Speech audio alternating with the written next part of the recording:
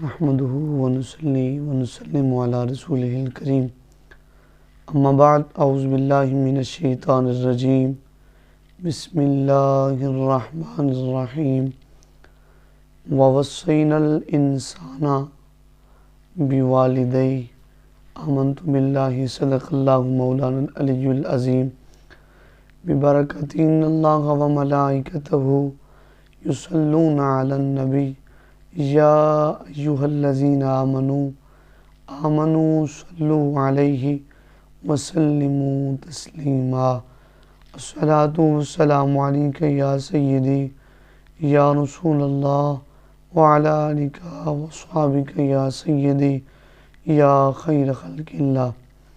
عزیزان مکرم، آپ احباب کے سامنے قرآن مجید فرقان حمید میں سے ایک آیت مقدسہ مشرفہ مطہرہ منورہ کا کچھ حصہ پڑھنے کا شرف حاصل کیا۔ رب العالمین فرما رہا ہے ووصینا الانسان، ہم نے وصیت فرمائی الانسان تمامی انسانوں کو۔ رب تعالیٰ فرما رہا ہے کہ ہم نے تمامی انسانوں کو وصیت فرمائی بوالدیہ احسانا۔ رب تعالیٰ فرما رہا ہے کہ ہم نے وصیت فرمائی کہ وہ اپنے والدین کے ساتھ اپنے حقیقی جو ان کے ہمدرد ہیں، حقیقی جو ان کا درد رکھنے والے ہیں، حقیقی جو وہ فائق تر ہیں ان کی محبت کے، ان کی خدمت کے، وہ والدین ہیں۔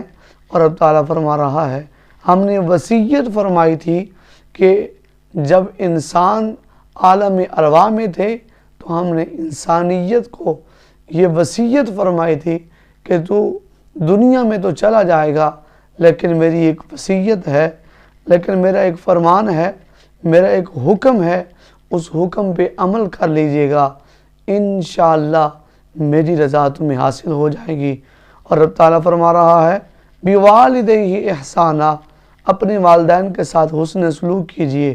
اور اس کے بعد عزیزان مکرم، رب تعالیٰ فرما رہا ہے کہ انشکر لی ولی والدیک۔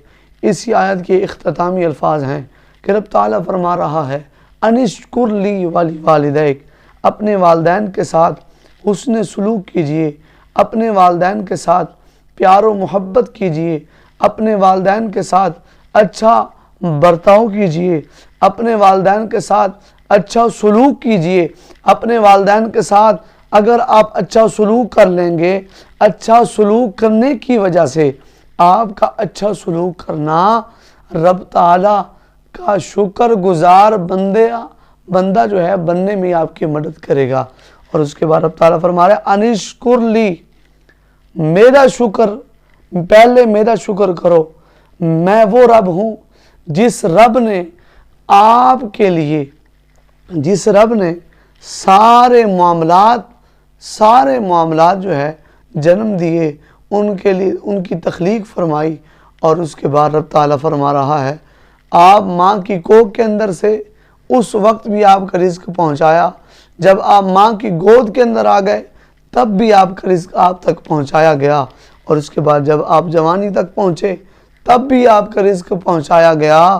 رب تعالیٰ فرما رہا ہے میرا شکر کیجئے۔ مولا اگر آپ کا شکر کریں تو کیا ہوگا؟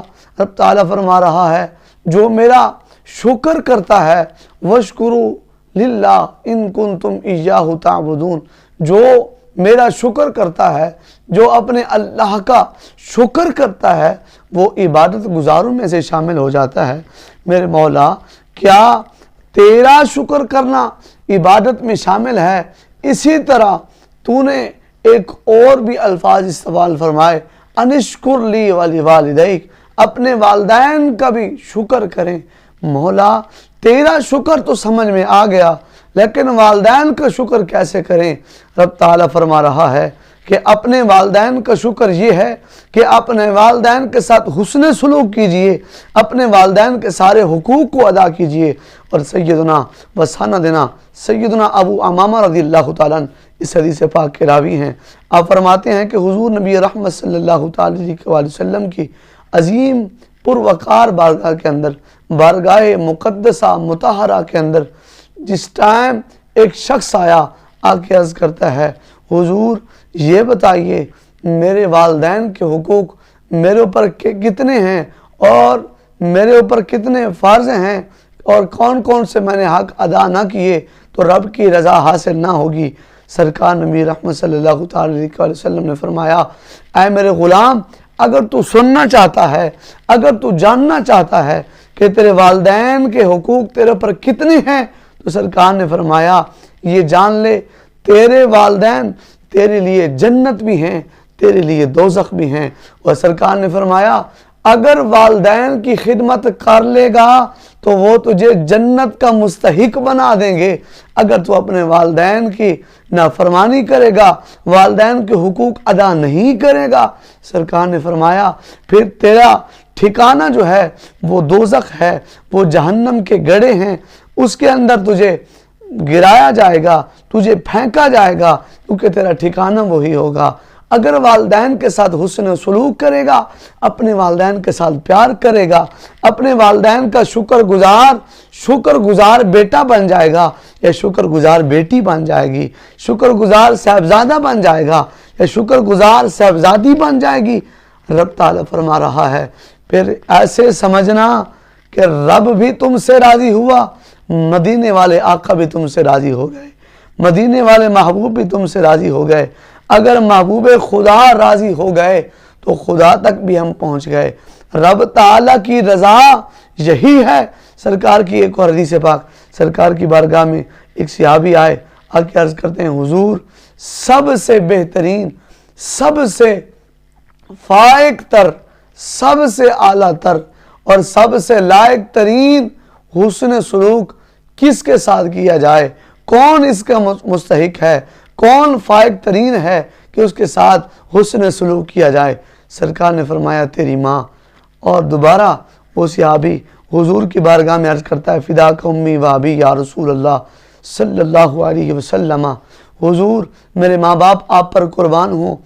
फिर और कौन है? सरकार ने फरमाया तेरी माँ।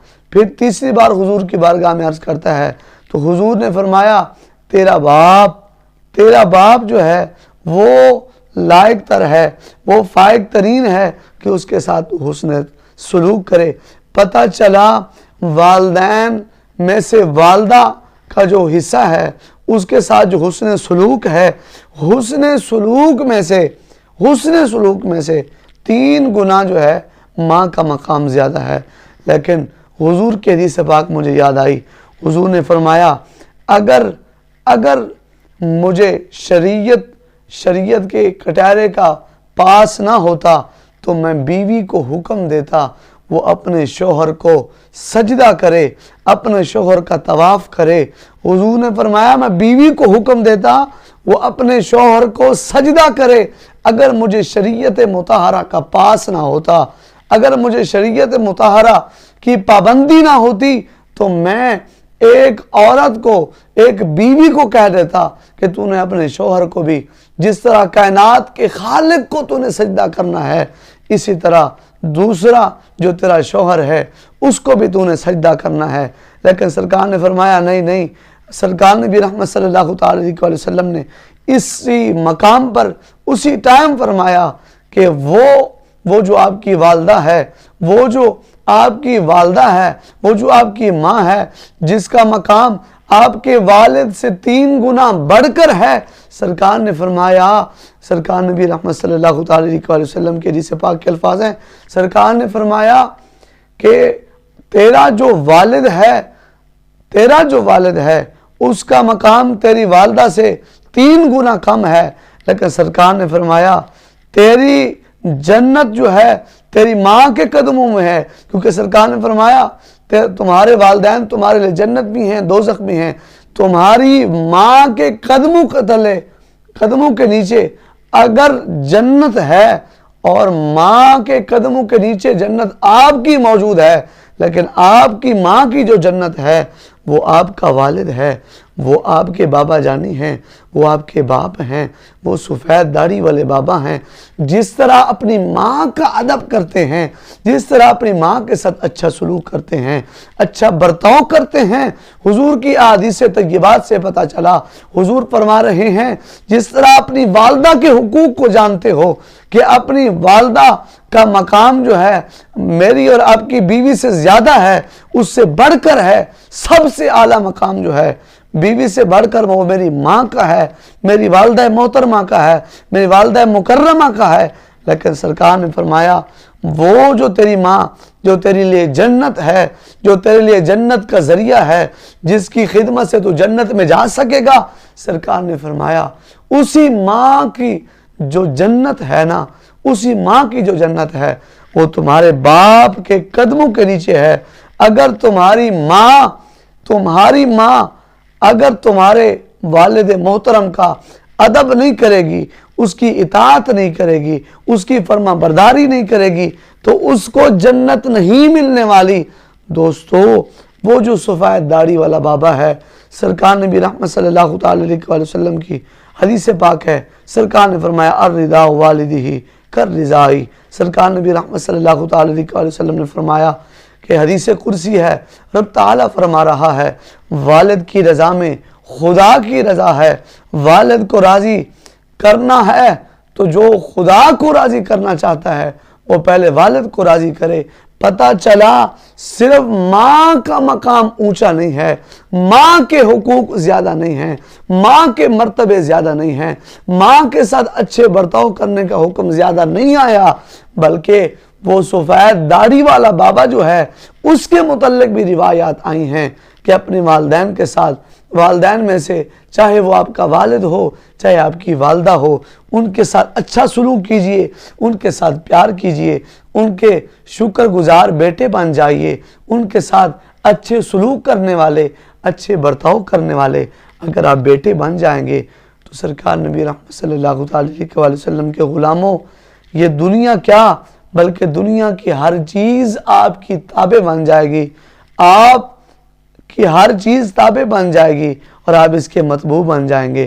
اور عزیزان مکرم، اگر چاہتے ہیں دنیا میں آپ کو عزت ملے، اگر آپ چاہتے ہیں دنیا میں آپ کو عزت و شان والی زندگی ملے، آرام و سکون والی، راحت و اطمینان والی زندگی ملے، تو اپنے والدین کے حقوق کو پہچان لیجئے، ان حقوق کو جان کر اپنے والدین کے حقوق کو صحیح معنی میں ان کے جو حقوق ہیں وہ ادا کیجئے۔ اپنے والدین کی خوشیاں بھی ہیں وہ بھی ان کے ساتھ بانٹیں۔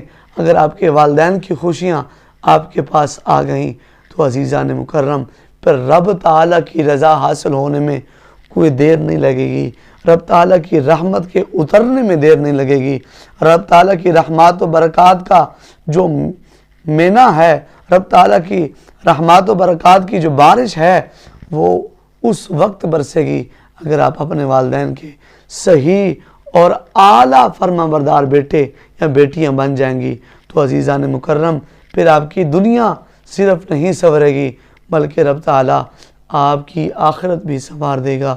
اللہ تبارک و تعالیٰ سے دعا ہے کہ خالق کائنات ہمیں عمل کی راہوں کا مسافر بنائے۔ وما توفیقی الا باللہ۔